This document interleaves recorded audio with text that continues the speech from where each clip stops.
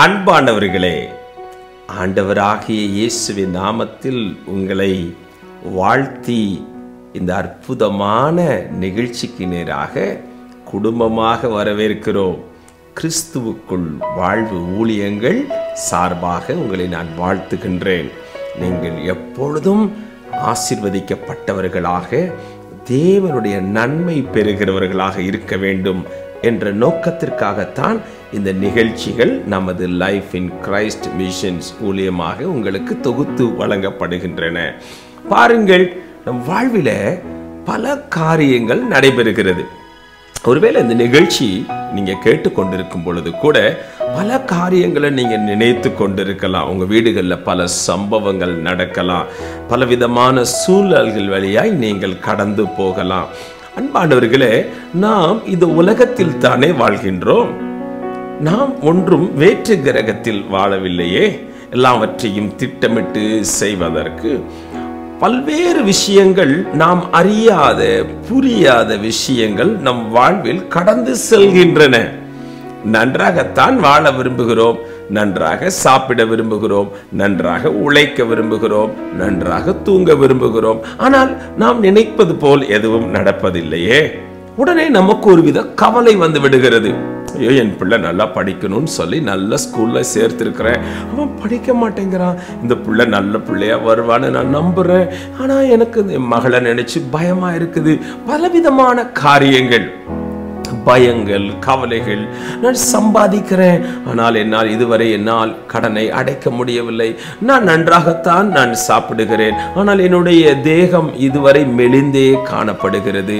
ஒவ்வொருவருக்கும் ஒவ்வொரு விதமான குறைகள் இருக்கிறது. ஒவ்வொருவரும் ஒவ்வொரு விதமான கவலைகளில் வாழ்ந்து கொண்டிருக்கிறாங்க. சிலர் எல்லாம் நான் நினைச்சது ஒண்ணு நடக்கிறது, இன்னொன்னா இருக்கு. கடவுள் இருக்கிறாரா? கடவுள் எங்காவது இருக்கிறாராப்பா? இந்த சாமி எங்க போனாரு? இந்த இயேசுங்கிறாங்களே, இந்த இயேசுவாவது எனக்கு ஒரு அற்புதம் செய்ய மாட்டாரா? சிலர் எல்லாம் பார்த்தீங்கன்னா, இயேசுவே இயேசுவே நான் கூப்பிடுறேன், இந்த இயேசப்பா என் பக்கமே வர மாட்டேங்கிறாரு. அவங்களுக்கு உதவி செய்யறாரு, இவங்களுக்கு உதவி செய்யறாரு, என்னைய கண்டுக்கிற மாட்டேங்கிறாருன்ற எண்ணம் அநேகருக்கு இருக்கு. பாருங்க, நம்ம வாழ்க்கையில பணம், காசு, பொருள், வீடு எல்லாம் வந்துருச்சுன்னா ஏசு இருக்கிறார் என்று சொல்கிறோம். கொஞ்சம் ஏதாவது நம்ம நினைச்சதுக்கு எதிர்மறையா நடந்துருச்சுன்னா, இந்த கடவுள் எல்லாம் இல்லப்பா, ஏசெல்லாம் சும்மா சர்ச்சுக்கு போறது எல்லாம் வேஸ்ட், ஜெபம் பண்றதெல்லாம் வேஸ்ட், இந்த பாஸ்டர்கள்லாம் சும்மா ஏதோ சொல்லி ஏமாத்துறாங்க என்ற எண்ணங்கள் தானே வீட்டுக்குள்ள ஓடுது. அன்பானவர்களே, இன்றைக்கும் ஆண்டவருடைய வார்த்தையை நாம் கேட்க போகிறோம். இந்த வார்த்தை எப்படி வருகிறது பாருங்கள். கடவுளுடைய பிள்ளைகளுக்கு, ஆண்டவருடைய பிள்ளைகள் வாழ்க்கையில நடக்கின்ற அனைத்தும் நல்லதுக்கே நடக்கிறது. நடப்பதெல்லாம் நன்மைக்குத்தான், நடந்ததும் நன்மைக்குத்தான், நடக்க போவதும் நன்மைக்குத்தான். ஆனால் ஒன்றை புரிந்து கொள்ள வேண்டும், ஆண்டவர் நம்மோடு கூட இருக்கிறார். அவர் உங்களை அழைக்கிறார், இயேசு உங்களை அழைக்கின்றார். அவர் எல்லாம் பார்த்து கொள்வார். எந்த துன்ப நேரத்திலும் ஆறுதல் தருவார். ஒரே ஒரு அடியை நாம் பாடி ஆண்டவருடைய நாமத்தை மகிமைப்படுத்துவோமா? இயேசு அழைக்கின்றார், இயேசு அழைக்கின்றார், அவர் இயேசு அவர் அன்பை தம் கரத்தை நீட்டியே இயேசு அழைக்கின்றார். எத்துன்ப நேரத்திலோ ஆறுதல் உனக்கு அளிப்பார். எத்துன்ப நேரத்திலும் ஆறுதல் உனக்கு அளிப்பார். என்றோதது இயேசுவை நோக்கினார், எல்லையில்லா இன்பம் பெற்றிடுவார். எல்லாரும் சேர்ந்து இந்த பாடல் நமக்கு மிகவும் பிடித்த பாடலாய் இருக்கிறபடினால் ஒரே ஒரு முறை பாடுவோமா? இயேசு அழைக்கிறார், இயேசு அழைக்கின்றார், அன்பானவர்களே, இயேசு உங்களை அழைக்கின்றார். வாருங்கள், வசனத்தை கேளுங்கள். அவர் உங்கள் வாழ்க்கையை மாற்றி அற்புதம் செய்ய வல்லமையுள்ளவராயிருக்கிறார். இயேசு உங்களை அழைக்கின்றார். இந்த காணொளி மூலமாக என்னை கேட்டுக்கொண்டிருக்கிற உங்கள் யாவருக்கும் ஆண்டவரும் உலக இரட்சகருமாகிய இயேசு கிறிஸ்துவுடைய இனிதான நாமத்தில் எனது அன்பின் வாழ்த்துக்கள். ஒரு விசை கூட இந்த காணொளி மூலமாக உங்களை சந்திப்பதிலே பெருமகிழ்ச்சி உள்ளவனாக காணப்படுகிறேன். நம்முடைய வாழ்க்கையிலே எந்த ஒரு காரியம் சம்பவித்தாலும் அதற்கு பின்பாக தேவன் இருக்கிறார் என்று பார்த்தோம். நாம் மேலும் ஒரு காரியத்தை கூட நாம் இன்றைய தினத்திலே நாம் அறிந்து கொள்ளப் போகிறோம். அதனால தான் அப்போஸ்தலனாகிய பவுல் சொல்லுகின்ற பொழுது கூட அறிந்திருக்கிறோம் என்று தான் அவர் சொல்லுகிறார். ஒரு விசை கூட இந்த வசனத்தை கவனியுங்கள்.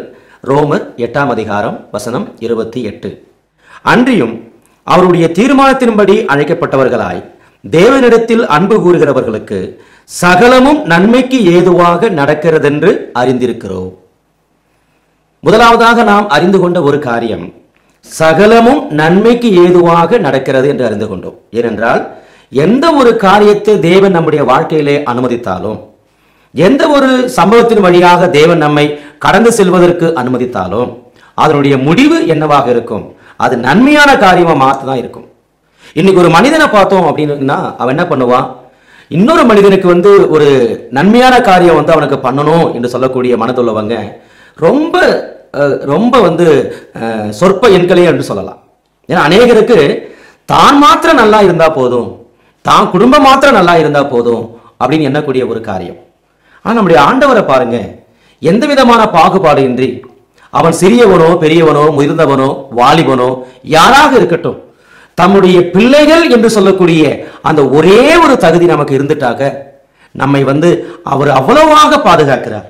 நன்மையாக எல்லா காரியங்களும் நம்முடைய வாழ்க்கையிலே நடந்தேற அவர் உதவி செய்கிறார். அதைத்தான் நாம் மிக தெளிவாக கடந்த முறை யோசேப்புடைய வாழ்க்கையிலிருந்து நாம் கண்டுகொண்டோம். இன்றைக்கு இரண்டாவதாக நாம் பார்க்கின்ற பொழுது இந்த வசனம் ஆரம்பிப்பதே பாருங்க, அவருடைய தீர்மானத்தின்படி அழைக்கப்பட்டவர்களா என்று வாசிக்கிறோம். ஆக இரண்டாவது காரியம் நாம் எதை புரிந்து கொள்ள வேண்டும் என்று சொன்னால், என்னுடைய உங்களுடைய வாழ்க்கையில் எந்த ஒரு சம்பவம் சம்பவித்தாலும் அதற்கு பின்பாக தேவனுக்கென்று ஒரு தீர்மானம் இருக்கிறது என்று அர்த்தம். தேவனுக்கு ஒரு நோக்கம் இருக்கிறது என்று அர்த்தம். Whatsoever happens in my life and your life, there is a purpose of God behind all these things. என்னை கேட்டுக்கொண்டிருக்கிற அருமையானவர்களே, நம்முடைய வாழ்க்கையிலே எப்படிப்பட்ட ஒரு சூழ்நிலை நாம் கடந்து போய் கொண்டிருந்தாலும், அது துன்பமான ஒரு காரியமாக இருந்தாலும், இன்பமான ஒரு காரியமாக இருந்தாலும், வேதனையான ஒரு காரியமாக இருந்தாலும், சகிக்க முடியாத ஒரு காரியமாக இருந்தாலும், நாம் அறிந்து கொள்ள வேண்டிய இரண்டாவது காரியமாக அப்போஸ்தலனாகிய பவுல் சொல்லவிருக்கிறது என்னவென்றால், நாம் யாவரும் தேவனுடைய தீர்மானத்தின்படியாக அழைக்கப்பட்டவர்கள். நாம் யாவரும் தேவனுடைய ஒரு அனாதி நோக்கத்தின்படியாக அழைக்கப்பட்டவர்கள். தேவனுடைய அந்த தீர்மானத்திற்கு உள்ளாகத்தான் நமக்கு சம்பவிக்கக்கூடிய எல்லா சம்பவங்களும் நடந்தேறுகிறது. ஒருவேளை நமக்கு நினைக்கலாம், ஐயோ எனக்கு ஏன் இது சம்பவித்தது என்று நாம் நினைக்கின்ற பொழுது அதனுடைய பின்னணி நமக்கு தெரியாது, அதற்கு பிறகு அதனுடைய விளைவு நமக்கு தெரியாது. ஆனால் தேவன் ஒருவர் மாத்திரம்தான் நம்முடைய முடிவை நம்முடைய ஆரம்பத்திலேயே காண்கிறவர். ஆச்சரியமான ஒரு தேவன் அல்லவா? நான் ஒரு சில வசனங்களை உங்கள் மத்தியிலே நான் வாசிக்க விரும்புகிறேன். நீங்கள் வேண்டுமா இதை குறித்து வைத்துக் கொள்ளுங்கள். ஏனென்றால் தேவன் நம்மை குறித்த காரியங்களிலே அவருடைய செயல்பாடு எப்படி இருக்கிறது, அவருடைய புத்தி, அவருடைய ஆலோசனை, அவருடைய செயல்கள், அவருடைய தீர்மானம் எல்லாம் பயங்கரமானவைகள், எல்லாம் ஆச்சரியமானவைகள், நமக்கு வியக்கத்தக்க நிலைமையில காணப்படக்கூடியவைகள். எரேமியா புத்தகத்திலே 32ஆம் அதிகாரம் 19 இப்படியாக வாசிக்கிறோம், யோசனையிலேயே பெரியவரும் செயலிலே வல்லவருமாக இருக்கிறீர். அப்படின்னா என்ன அர்த்தம்? எனக்கு உங்களுக்கு எல்லாம் இப்ப யாராவது யோசனை சொல்லணும், அதன்படி நம்ம என்ன பண்ணுவோம்? சரி, நம்ம இப்படியாக அந்த காரியத்தை பண்ணலாமா அப்படின்னு நம்ம ஆலோசிப்போம். ஆனால் தேவன் யோசனையிலேயே பெரியவர், அதை செய்து முடிக்கிறதிலே வல்லவர் என்று வாசிக்கிறோம். பிறகு அவனவனுக்கு அவனவனுடைய வழிக்கு தக்கதாகவும் அவனவனுடைய கிரியைகளின் பலனுக்கு தக்கதாகவும் அளிக்கும்படி உம்முடைய கண்கள் மனுபுத்திரனுடைய எல்லா வழிகளின் மேலும் நோக்கமாயிருக்கின்றன.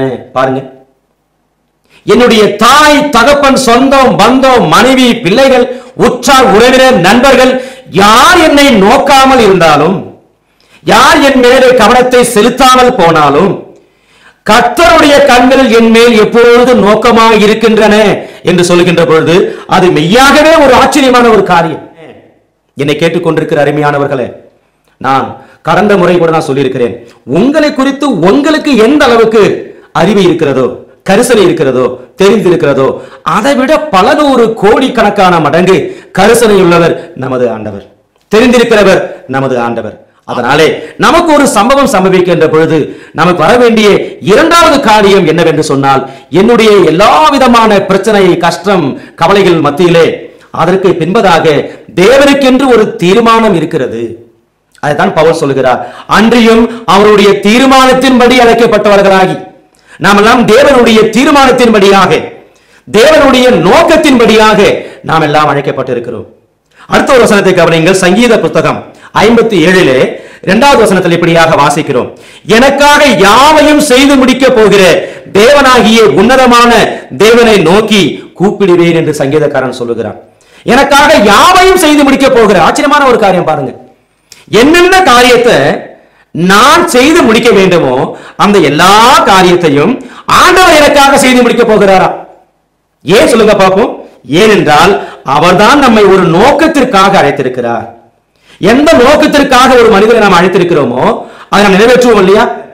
ஒன்றை உங்களுடைய மனதிலே வைத்துக் கொள்ளுங்கள், no single purpose of God will go unfulfilled. தேவன் மெய்யாகவே உங்களை ஒரு தீர்மானத்தின்படியாக அழைத்திருக்கிறார் என்று சொன்னால், தேவனுடைய எந்த ஒரு தீர்மானமும், எந்த ஒரு நோக்கமும், திட்டமும் அது நிறைவேறாமல் போகாது. பிரியமானவர்களே, மெய்யாகவே அதை தேவன் நிறைவேற்றுவார். நான் முந்தைய அடுத்த ஒரு வசனத்தை கவனியுங்கள். சங்கீத புத்தகத்திலே 33வது சங்கீதம் 11வது வசனத்தில் இப்படியாக வாசிக்கிறோம், கர்த்தருடைய ஆலோசனை நித்திய காலமாகவும் அவருடைய இருதயத்தின் நினைவுகள் தலைமுறை தலைமுறையாகவும் நிற்கும். அப்போ உங்களை குறித்து, என்னை குறித்து தேவனுக்கு ஒரு தீர்மானம் இருக்கிறது என்று சொன்னால் அது சதா காலமும் அவருக்குள்ளாக உறுதியாக நிற்கக்கூடிய ஒரு காரியமாக இருக்கிறது. அவர் மறந்து போகிறவர் அல்ல. நம்மளை அழைத்தவர் எதற்காக அழைத்தாரோ அதை நிறைவேற்றக்கூடிய ஒரு தேவனாக இருக்கிறார். மனிதன் மறந்து போகிறவர். எதற்காக அழைத்தாரோ சில வேளைகளிலே அதையே மறந்துடுவான். ஓ அப்படியா, அப்படியா பிரதர், அப்படியா பாஸ்டர், அப்படியா ஐயா, எனக்கு தெரியல, நான் மறந்துட்டேன்னு சொல்லுவோம். ஆண்டவர் அப்படியெல்லாம் ஓ நான் உன்னை அழைத்தேனா, நீ எனக்கு மகனா மகளா அப்படிலாம் கேட்க மாட்டார். ஏனென்றால் அவருடைய யோசனைகள், அவருடைய அறிவு, அவருடைய ஞானம், அவருடைய அழைப்பெல்லாம் அனாதியாக இருக்கக்கூடிய ஒரு காரியம், தலைமுறை தலைமுறையாக நிலைநிற்கக்கூடிய ஒரு காரியம். மேலும் ஒரு வசனத்தை கவனியுங்கள். எபேசியர் நிருபம் 2ஆம் அதிகாரத்திலே அப்போஸ்தலனாகிய பவுல் இப்படியாக சொல்லுகிறார். வசனம் 10, ஏனெனில் நற்கிரியைகளை செய்கிறதற்கு நாம் கிறிஸ்து இயேசுவுக்குள் சிருஷ்டிக்கப்பட்டு தேவனுடைய செய்கையாய் இருக்கிறோம். பிறகு சொல்லுகிறார், அவைகளில் நாம் நடக்கும்படி அவர் முன்னதாக அவைகளை ஆயத்தம் பண்ணி இருக்கிறார். அல்லேலூயா. ஆச்சரியமான ஒரு காரியம். என்னுடைய வாழ்க்கையிலே ஒரு காரியம் சம்பவிக்க வேண்டும் என்று, நான் ஒரு காரியத்தின் வழியாக கடந்து போக வேண்டும் என்று என்னை அழைத்த தேவன் அதை முன்னதாகவே என்ன பண்ணியிருக்கிறார்? ஆயத்தம் பண்ணியிருக்கிறார். ஆச்சரியமான ஒரு காரியம். எனக்குன்னு ஒரு பிரிப்பரேஷன் தேவை கிடையாது. ஆண்டவர் காட்டுற வழியில நான் போனா போதும். ஏன்? எல்லா காரியத்தையும் திட்டம் பண்ணுகிறவர், சரியாக வகுக்கிறவர், சரியாக நடத்துகிறவர், செய்து முடிக்கிறவர் எல்லாம் நம்முடைய தேவன் தான். தேவன் எல்லாத்தையும் பார்த்துக் கொள்வார். நாம அவருடைய சித்தத்திற்கு ஒப்பு கொடுத்து திட்டத்திற்கு கீழ்ப்படிந்து அது வழியாக கடந்து போக நமக்கு ரொம்ப கஷ்டமாக இருக்கிறது. அதை நாம தோற்று போய்விடுகிறோம் பிரியமானவர்களே. அதனால்தான் ஒவ்வொரு சம்பவம் நம்முடைய வாழ்க்கையில சம்பவிக்கின்ற பொழுது ஒரு மனுஷீகமாக, உலக பிரகாரமாக, நம்முடைய குறுகிய கண்ணோட்டத்துல அதை மாத்திரம் நம்ம பார்த்து விட்டு முறுமுறுக்க வேண்டிய அவசியம் கிடையாது, சோர்ந்து போக வேண்டிய அவசியம் கிடையாது. நம்முடைய வாழ்க்கையில சில காரியம் நமக்கு தேவையாக தோன்றும், நமக்கு தவறாக தோன்றும். ஆனால் தேவனுடைய பார்வையிலே நம்மை குறித்து அது நன்மையான ஒரு காரியமாக இருக்கிறது பிரியமானவர்களே. அதனால்தான் நம்மை காட்டிலும் ஆலோசனையில் நம்முடைய தேவன் பெரியவர். அவருடைய யோசனைகள் சதா காலமும் நிலை நிற்கும். என் யோசனைகள் ஒன்றுமில்லாமல் போய்விடும். மனிதனுடைய வழிகள் எல்லாம் பார்த்தோம்னாக்க அது ஒண்ணுமே கிடையாது. அது முடிவு துக்கமாக இருக்கும், வேதனையாக இருக்கும், கவலை கண்ணீராக இருக்கும். ஆனால் தேவன் நம்மை அழைத்தது மெய்யானால், அவருக்கென்று ஒரு திட்டம், ஒரு தீர்மானம் உண்டென்றால், அவர் கொண்டு போகிற வழி சில வேளைகளிலே கரடுமுரடாக இருந்தாலும், வேதனை கஷ்டம் இருந்தாலும் கூட முடிவானது மிகவும் அருமையாக இருக்கும், மிகவும் ஆச்சரியமாக இருக்கும், மிகவும் அமைதலாக இருக்கும், மிகவும் சந்தோஷமானதாக காணப்படும்.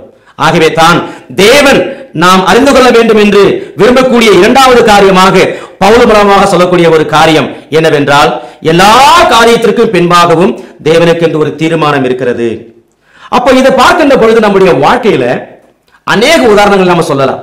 அதுல ஒரு உதாரணத்தை நான் கொண்டு வர விரும்புகிறேன். தேவன் நம்முடைய வாழ்க்கையில எல்லா காரியத்தையும் செய்கிறார் என்பதற்கு யோசேப்பை ஒரு உதாரணமாக கொண்டு வந்து மத்தியிலே நாம் எல்லாரும் அதை ஆராய்ந்து பார்த்தோம், ஆச்சரியப்பட்டோம். இப்போ நம்முடைய வாழ்க்கையில ஒரு திட்டம் இருக்கிறது தேவனுக்கு. அவர் ஒரு நோக்கத்துக்காக நம்மை அழைக்கிறார் என்று சொன்னால் அதை நிறைவேற்றுவாரா என்று சொல்வதற்கு ஒரு அருமையான ஒரு உதாரணம் புதிய ஏற்பாட்டிலே இருக்கிறது. அது வேற யாரும் இல்லை, அப்போஸ்தலனாகிய பவுலுடைய வாழ்க்கை தான். அப்போஸ்தலனாகிய பவுலை ஆண்டவர் அழைத்த பொழுது அவரை குறித்து தேவனுக்கு ஒரு தீர்மானம் இருக்கிறது, அவரை குறித்து தேவனுக்கு ஒரு திட்டம் இருக்கிறது. அதை எப்படி முடிய பண்ணுகிறார் என்று சொல்லி பார்க்கின்ற பொழுது மிகவும் ஆச்சரியமான ஒரு காரியம். இங்கே அப்போஸ்தலனாகிய பவுல் அவருடைய வாழ்க்கையை அவர் அறிந்தாரோ இல்லையோ நமக்கு தெரியாது. அந்த ஆரம்ப நாட்களிலே ஒருவேளை பின்பாக அறிந்திருக்கலாம், அனனியா என்று சொல்லக்கூடிய தேவனுடைய மனிதன் சொல்லியிருக்கலாம். ஆனால் பவுலை குறித்ததான தேவனுடைய தீர்மானத்தை, தேவனுடைய நோக்கத்தை அனனியாவுக்கு தேவன் வெளிப்படுத்துகிறார், அனனியாவுக்கு தேவன் அறிவிக்கிறார். அப்போஸ்தலர் நடவடிக்கைகள் புத்தகம் 9ஆம் அதிகாரம் அதிலே 15 மற்றும் 16 வசனங்களிலே அப்போஸ்தலனாகிய பவுலை குறித்து 4 நோக்கங்களை அல்லது 4 தீர்மானங்களை தேவனாகிய கர்த்தர் தெரிவிக்கிறார். அது என்னன்னு கவனிங்க. அதற்கு கர்த்தர், நீ போ, அவன் பிரஜாதிகளுக்கும் ராஜாக்களுக்கும் இஸ்ரவேல் புத்திரருக்கும் என்னுடைய நாமத்தை அறிவிக்கிறதற்காக நான் தெரிந்து கொண்ட பாத்திரமாய் இருக்கிறான். அவன் என்னுடைய நாமத்தை நிமித்தம் எவ்வளவாய் பாடுபட வேண்டும் என்பதை நான் அவனுக்கு காண்பிப்பேன் என்றார். இங்கே 4 நோக்கங்களை தேவன் இங்கே கூறுகிறார். அனனியா என்ற தேவனுடைய மனிதனுக்கு அப்போஸ்தலனாகிய பவுலை எதற்காக தேவன் அழைத்தாரோ அந்த நோக்கத்தை வெளிப்படுத்துகிறார். முதலாவதாக என்ன சொல்லுகிறார்? அவன் என்னுடைய நாமத்தை பிரஜாதிகளுக்கு அறிவிப்பான், யூதர்களுக்கு அறிவிப்பான், ராஜாக்களுக்கு அறிவிப்பான். அதோடு முடிந்து விடவில்லை, என் நாமத்தின் நிமித்தம் அநேக பாடுகளையும் கஷ்டங்களையும் அவன் அனுபவிப்பான் என்று சொல்லுகிறார். நீங்க அப்படியே இதே புத்தகத்துல லூக்கா எழுதின இந்த அப்போஸ்தலர் நடவடிக்கைகள் புத்தகத்துல நீங்க இந்த அதிகாரம் 9க்கு பிறகு இருக்கக்கூடிய அதிகாரங்கள் 28 வரைக்கும் நீங்க வாசித்தீங்க அப்படின்னா இந்த எல்லா நோக்கங்களும், குறிப்பா 4 நோக்கங்களும் அப்படியே ஒன்று கூட பிசகாமல் நிறைவேறக்கூடிய காரியத்தை நாம் பார்க்க முடியும். உதாரணத்துக்கு, பிரஜாதிகள் மத்தியிலே என்னுடைய நாமத்தை அறிவிப்பான் ஆண்டவர் சொல்றார். ரோமர் நிருபம் 1ஆம் அதிகாரம் வசனம் 16ல பவுலே சொல்றார், நான் முதலாவதாக என் ஜனமாகிய இஸ்ரவேலருக்கும் பிறகு கிரேக்கர்களுக்கும், அதாவது பிரஜாதிகளுக்கும் சுவிசேஷத்தை அறிவிப்பதற்கு அல்லது கிறிஸ்துவை பிரசங்கிப்பதற்கு நான் கடனாளி அப்படின்னு சொல்றார். நான் முன்னமே சொன்னது போல பவுலுக்கு எந்த அளவுக்கு தெரியும் என்று நமக்கு தெரியாது இந்த இடத்துல. ஆனால் பவுலை எதற்காக தேவன் அழைத்தாரோ அதை அப்படியே அருமையாக நிறைவேற்றுகிறார். இவன் நான் தெரிந்து கொண்ட பாத்திரம் என்று சொல்லுகிறார். எதற்காக? பிரஜாதிகள் மத்தியிலே என்னுடைய நாமத்தை குறித்து அறிவிக்க போகிறவன், என்னுடைய நாமத்துக்காக சாட்சியாக நிற்க போகிறவன் என்று சொல்லுகிறார். அப்படியாக பவுல், அதுவும் பேதுருவோடு கூட ஒப்பிடுகின்ற பொழுது, பேதுரு யூத மக்கள் மத்தியிலே அதிகமாக பயன்படுத்தப்பட்டார் என்று சொன்னால் பிரஜாதிகள் மத்தியிலே அதிகமாக பயன்படுத்தப்பட்டவர் அப்போஸ்தலனாகிய பவுல் தான். பிரஜாதிகளுடைய மத்தியிலே திருச்சபை அதிகமாக உருவாவதற்கும் புரட்சி உருவாவதற்கும் அநேக பிரஜாதிகள் இயேசுவை ஏற்றுக்கொள்வதற்கும் ஒரு முக்கிய காரணியாக அமைந்தவர் அப்போஸ்தலனாகிய பவுல். எப்படி இது சம்பவித்தது? எப்படி என்றால் தேவனே அந்த ஒரு நோக்கத்திற்காக அவரை அழைத்திருக்கிறார். அதனால் தான் ரோமர் 8:28 வாசிக்கிறோம், அன்றியும் அவர் தீர்மானத்தின்படி அழைக்கப்பட்டவர்களாய். எப்படி ஒரு தீர்மானத்தின்படியாக பவுல் அழைக்கப்பட்டாரோ அதே தீர்மானம் நிறைவேறக்கூடிய காரியத்தை நாம் பார்க்கிறோம். பிறகு இரண்டாவதாக யூத மக்களுக்கு முன்பாக என்ன பண்ணுவான்? என்னுடைய நாமத்தை சாட்சியாக அறிவிப்பான் என்று சொல்லி இங்கே ஆண்டவர் சொல்லுகிறார். அதே போல நாம் அப்போஸ்தலர் நடவடிக்கை புத்தகங்களை வாசிக்கின்ற பொழுது பவுல் செல்லக்கூடிய எல்லா இடத்திலும் ஒரு யூதன் என்று சொல்லக்கூடிய நிலைமையில யூதர்களை குறித்து அவருக்கு ஒரு கரிசனை எப்பவுமே இருந்தது. அதனால் தான் முதலாவதாக யூதர்களுக்கும் இஸ்ரவேல் ஜனங்களுக்கும் பிறகு கிரேக்கர்களுக்கும் நான் கடனாளி என்று சொல்லுகிறார். அது என்மேல் விழுந்த கடமை என்று சொல்லுகிறார். சுவிசேஷம் அறிவிக்கவில்லை என்றால் எனக்கு ஐயோ என்று சொல்லுகிறார். அவர் அதை ஒரு மிகப்பெரிய ஒரு கடமையாக பொறுப்பாக எடுத்துக்கொண்டு செயல்படுத்தின ஒரு தேவனுடைய மனிதனாக காணப்படுகிறார். ஆக பவுல் சொல்லக்கூடிய எல்லா இடங்களிலும் நீங்க பார்த்தீங்க அப்படின்னா அங்க ஏதாவது ஒரு யூதர்களுடைய ஜெப ஆலயம் இருக்கிறதா என்று பார்ப்பார். ஆங்கிலத்தில் சினகாக் என்று சொல்லுவார்கள். ஒரு சினகாக் இருந்துச்சு, ஒரு ஜெபாலயம் இருந்துச்சு அப்படின்னா உடனே என்ன பண்ணுவார் பவுல்? அந்த ஜெபாலயத்துக்குள்ளாக சென்று தானும் ஒரு யூதன் என்று தன்னை அடையாளப்படுத்திக் கொண்டு அங்கே அந்த தோல்சுருளை வாசிக்கக்கூடிய காரியம், இயேசுவை குறித்து போதிக்கக்கூடிய காரியத்தெல்லாம் பண்ணுவார். யூத மக்களுக்கு அப்படியாக இயேசு கிறிஸ்துவை குறித்து அறிவித்து அநேக யூதர்களை அங்க இயேசுவிடமாக அங்க மனம் திரும்பி கொண்டு வருவதற்கு ஒரு காரணியாக அப்போஸ்தலனாகிய பவுல் விளங்கினார். இது எப்படி சம்பவித்தது? அந்த ஒரு தீர்மானத்திற்காகத்தான் பவுல் தேவனாலே அழைக்கப்பட்டார். அது மாத்திரமல்ல, மூன்றாவதாக வாசிக்கிறோம், பவுல் பிரஜாதிகளுக்கு முன்பதாக, யூதர்களுக்கு முன்பதாக மாத்திரமல்ல, ராஜாக்களுக்கு முன்பதாக, அரசர்கள், ராஜாக்கள், ஆளுகிறவர்கள் அவர் முன்பதாக என்ன பண்ணுவான்? என்னுடைய நாமத்தை சாட்சியாக அறிவிப்பான் என்று இங்கே ஆண்டவர் சொல்லுகிறார். அதே போல நமக்கு தெரியும், பெலிஸ்து ராஜா, அது மாத்திரமல்ல கிங் அக்ரிப்பா ராஜா, பிறகு கடைசியாக ரோமாபுரியிலே அங்கே ராயனுக்கு முன்பதாகவும் நின்று சாட்சியாக அறிவிக்கக்கூடிய ஒரு பவுலை பார்க்கிறோம். அதுவும் அக்ரிப்பா பவுலுடைய சாட்சியை கேட்கும் பொழுது, நீ என்னை ஒரு கிறிஸ்தவனாக நீ மாற்ற நீ முயற்சிக்கிறாயா? You have persuaded me to become a Christian அப்படின்னு சொல்றார். அந்த அளவுக்கு வல்லமையாக சாட்சியாக கிறிஸ்துவை ராஜாக்களுக்கு முன்பதாக, அதிகாரிகளுக்கு முன்பதாக அறிவித்தவன் அப்போஸ்தலனாகிய பவுல். ஏன் நான் இதை குறிப்பிடுகிறேன் சொன்னால், எந்த நோக்கத்திற்காக பவுலை ஆண்டவர் அழைத்தாரோ அந்த நோக்கம் நிறைவேறுகிறதை பார்க்கிறோம். பிரஜாதிகளுக்கு ஆண்டவர் இயேசு கிறிஸ்து நாமத்தை அறிவிக்கிற ஒரு தேவ மனிதன், யூதர்களுக்கு அறிவிக்கக்கூடிய மனிதன், இப்போ ராஜாக்கள் முன்பதாக அறிவிக்கிறார். அதோட முடிந்திடல, இன்னும் ஒரு நோக்கத்தை கூட தேவன் அனனியாவுக்கு பவுலை குறித்து வெளிப்படுத்துகிறார். என்னுடைய நாமத்தின் நிமித்தமாக அநேக பாடுகளையும் கஷ்டங்களையும் கவலைகளையும் இவன் கடந்து போக வேண்டும் என்று சொல்லுகிறார். நீங்க பிறகு எடுத்து நீங்க வாசித்து பாருங்க, நேரம் இருக்கும் பொழுது. 2 கொரிந்தியர் புத்தகம் அதிகாரம் 11 ஒரு மிகப்பெரிய பட்டியலையே அப்போஸ்தலனாகிய பவுல் நமக்கு முன்பதாக வைக்கிறார். எவ்வளவு பாடுகளை பட்டு எவ்வளவு கஷ்டம் வேதனை அனுபவித்த ஒரு மனிதனாக காணப்படுகிறார். கல்லெறியப்படுகிறார். லீஸ்திராவிலே அவர் செத்து போயிட்டார் சொல்லலாம். ஏன்னாக்க யூதர்கள்லாம் சும்மா அப்படியே ஒரு 2-3 கல்லை எடுத்துட்டு அப்படி போட்டுட்டு போகிற ஒரு வழக்கம் கிடையாது. கல்லெறிந்து அவங்க செத்து போன பிறகுதான் அவங்க அங்கிருந்து போவாங்க. லீஸ்திராவிலே கல்லெறியப்பட்டு, அது மாத்திரமல்ல, அவர் அங்க ஏறக்குறைய 40 கசையடிகளை அநேக தடவை அவர் பட்டிருக்கிறார். கப்பச்சேதம், சிரச்சேதம், உபவாசம், நிர்வாணம், பசி, பட்டினி, அவர் கடந்து போகாத பாதையே இல்லை அப்படின்னு சொல்லலாம். சில வகையில நாம போகக்கூடிய அந்த கஷ்டத்தை பார்க்கும் பொழுது அப்போஸ்தலனாகிய பவுல் நம்ம ஒப்பிட்டு பார்த்தோம்னா நமக்கு ஒண்ணுமே இல்லைன்னு சொல்லலாம். இந்த மனிதன் ரட்சிக்கப்பட்ட நாள் முதற்கொண்டு அவர் மரிக்கிற நாள் வரைக்கும் அவருடைய அந்த கழுத்தை அவர் சிரச்சேதம் பண்ணுவாங்க ரோமாபுரியில். அவர் கழுத்தை வெற்றி கொலையிடப்படுகிற வரைக்கும் அவர் கடந்து போன அந்த வேதனை கஷ்டம் 1, 2, 3 அல்ல பிரியமான, சொல்லணும்னா வேதனை கஷ்டம் அவ்வளவு காரியங்களை கடந்து போயிருக்கிறார். இது எல்லாவற்றின் மத்தியிலும் நாம் கண்டுகொள்ளக்கூடிய ஒரு மிக ஆச்சரியமான ஒரு காரியம், எப்படி தேவனுடைய அந்த நோக்கம் நிறைவேறுகிறது என்று சொல்லி கொஞ்சம் யோசித்து பாருங்களேன்.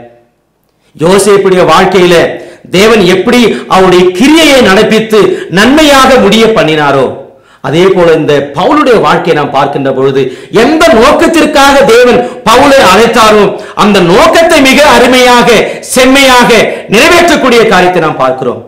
ஆனால் தான் முன்னமே நான் சொன்னேன், தேவன் தீர்மானித்த எந்த ஒரு தீர்மானமும் அது நிறைவேறாமல் போனதில்லை பிரியமானவர்களே.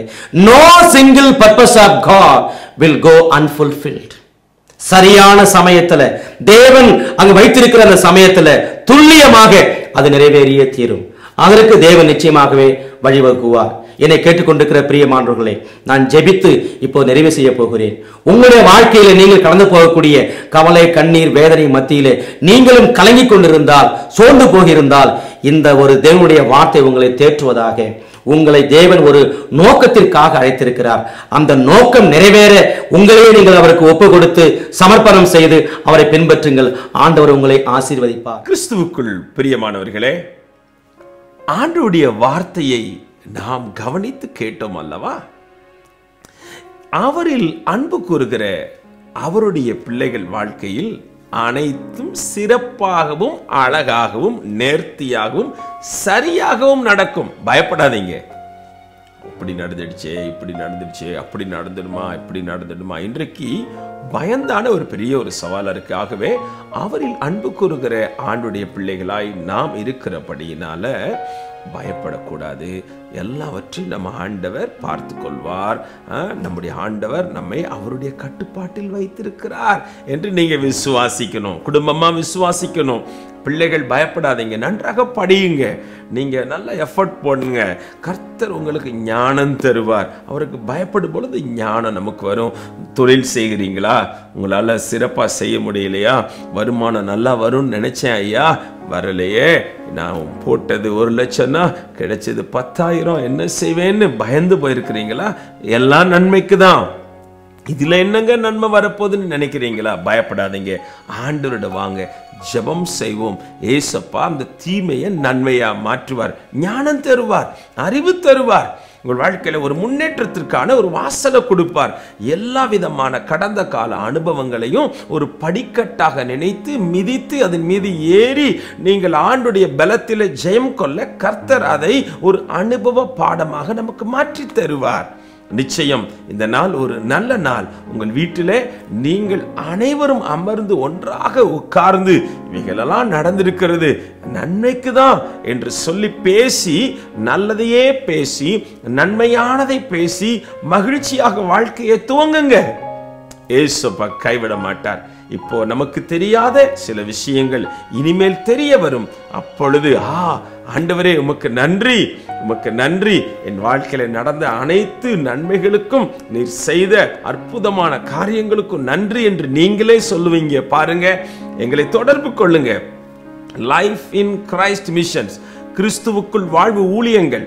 உங்களுக்காக நாங்கள் ஜெபிக்கிறோம், உங்களை நாங்கள் நேசிக்கிறோம். எங்களை விட இயேசு சுவாமி உங்களை அதிகமாய் நேசிக்கிறார். கீழ்கண்ட தொலைபேசி எண்ணிலே எங்களை தாராளமாக தொடர்பு கொள்ளலாம். உங்களுடைய ஆவிக்குரிய காரியங்களுக்காக எப்பொழுதும் உங்களுக்காக ஜெபிக்க நாங்கள் தயாராக இருக்கிறோம். பயப்படாதீர்கள், கலங்காதிருங்கள், எல்லாமே நன்மைக்கு தான் இயேசப்பா செய்கிறார். அவர் இன்றைக்கும் நம்மை அவருடைய அழகான கரத்திலே அழகாய் ஏந்தி பாதுகாத்து காப்பாற்றி சுமந்து தூக்கி நம்மை தோளின் மேல் வைத்து அவர் நடக்கிறார். நாம் அவருடைய பிள்ளைகள் அல்லவா? ஆகவே அந்த மகிழ்ச்சி இருக்கணும். எல்லாரும் நன்றாக சிரித்து கொண்டே சந்தோஷமாய் உங்கள் வீடுகளில் மகிழ்ச்சியோடு வாழுங்கள். ஏனென்றால் அது மன மகிழ்ச்சி தான் நல்ல மருந்து. ஒன்றுக்கும் பயப்படாதீங்க, இயேசு சுவாமி இருக்கிறார், அவர் பார்த்து கொள்வார். சந்தோஷமா இந்த நிகழ்ச்சியை நாங்க முடிக்கிறோம். உங்க குடும்பமும் சந்தோஷமா வாழ துவங்க போறீங்க. God bless you. Amen.